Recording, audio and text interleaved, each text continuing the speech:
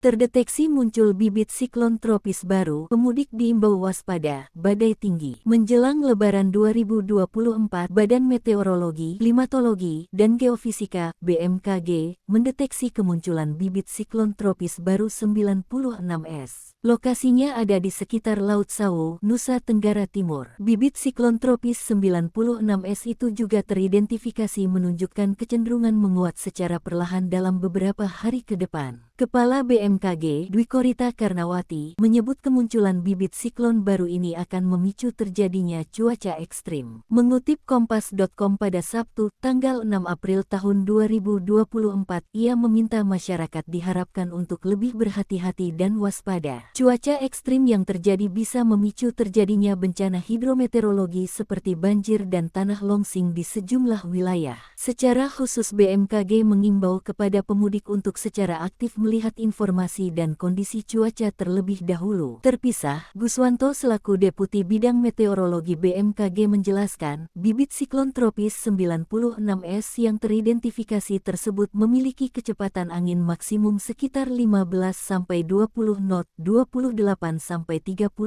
km per jam dengan tekanan di pusatnya sekitar 1007 m. Bibit siklon ini memiliki pergerakan ke arah barat daya hingga selatan, menjauhi perairan selatan Nusa Tenggara Timur (NTT). Guswanto mengatakan, sistem bibit siklon 96S di sekitar wilayah NTT tersebut bisa berdampak langsung dan tidak langsung terhadap kondisi cuaca di beberapa wilayah Indonesia. Hujan dengan intensitas sedang hingga sangat lebat bisa terjadi di wilayah Bali, Nusa Tenggara Barat, dan Nusa Tenggara Timur. Potensi angin kencang di sekitar Jawa Timur, Bali, Nusa Tenggara Barat, dan Nusa Tenggara Timur. Kepala Pusat Meteorologi Publik BMKG, Andir Ramdhani, menyebut potensi hujan dengan intensitas sedang hingga lebat yang disertai kilat atau angin kencang bisa terjadi di sebagian wilayah Indonesia hingga tanggal 11 April tahun 2024. Meski demikian, Andri mengimbau agar masyarakat tidak panik terkait dengan informasi bibit siklon tropis 96S.